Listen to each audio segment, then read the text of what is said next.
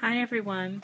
I have been asked how to make the wallet folio piece, and unfortunately I've already given away the actual piece, so go back over to my YouTube channel and you can see the video on that one. Here is the tutorial. It's made with 3 8.5 by 11 sheets, and it's really simple. The first sheet you're going to score at 3 3/4, you're going to score at 4, you're going to score at 7 3/4, and you're going to score at 8 1/4.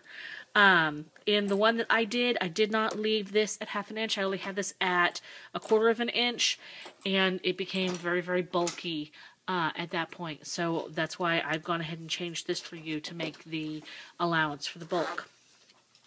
Turn it and score at 1 1/4 and 7 1/4. Alright, and that will give you your folds. Now, go ahead and cut all the little itty bitty sections out, because you do not need those. And once you get that done, you are going to wind up with a piece that looks like this. Okay? Fold all of your pieces to the inside. Everything goes and folds to the inside. Make sure that your cuts are on the inside of where you're folded, so that when you fold everything together, nothing is catching and it all folds nice and crisp. Okay? Again, the reason why I made the allowance over here is because I only had 1/4 inch last time, and the papers that I put on this inside flap bulked up too far. Okay, also another interesting mistake that I did was I used Graphic 45. That's not a mistake, but what happens is Graphic 45, their paper is very heavyweight. So it's really good cardstock, great to work with, but unfortunately when you're using it to mount onto an existing framework, it gets very bulky. So if you're using a bulky heavyweight cardstock like that, be careful how much you layer. And if you do, you may want to allow these gussets here to be a little bit wider for better folding. Also, another thing that you can do is on the side folds, you can go in and add 1/8 inch onto here, 1/8 inch out, and 1/8 inch out, and that will allow you 1/8 inch to fold and play with that way. Okay, with your remaining cardstock, you're going to need 2 pieces cut at 2 3/4 by 5 7/8. I would recommend with these ones, that's not an exact measurement, so you need to kind of guesstimate a little bit. You might have to trim it down a little bit. No trimmers are equal. A lot of them don't cut exactly where they're supposed to, and so on. So you've got to be really careful with that. You're going to also cut 4 sheets at 3 3/4 roughly by 5 7/8, and they're going to go on your sides here.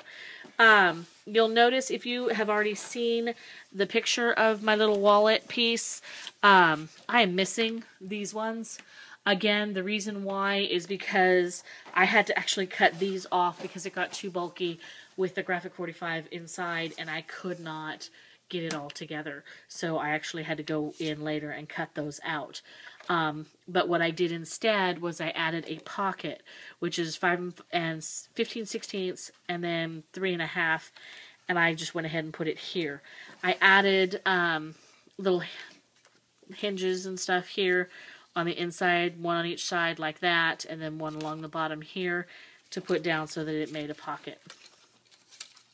But again, be careful, this adds bulk. So you have to be careful on what you use and how you use it, because as you go and as you fold and as you do things, it's going to get bulkier and bulkier and bulkier. And then you also have to take into consideration this is for pictures, and pictures are made out of a very heavy card weight. So just take that into account. Alrighty. Also, another thing to take into account is when you put this together, adhere your wing flaps this way.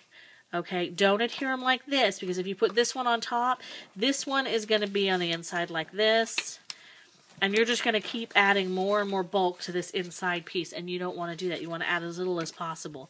If you do it this way on the outside, what that allows for is that allows for when you cover your piece for this inside of this flap to only have one sheet of cardstock instead of two. So just to keep that in mind. Also keep in mind that when you're putting this together that these ones don't go outside of this flap. Otherwise you're not going to be able to fold it. And again, as you add dogs. Oh, my dogs are going crazy, sorry. As you add pieces here, just keep in mind that this is going to bulk up a little bit too, so you may not be able to flap that down. So you might have to trim this off just a little bit. Alrighty, well that's as simple as it is, and that's as easy as it is. So go ahead and put it all together and put your pattern papers on there. Good luck!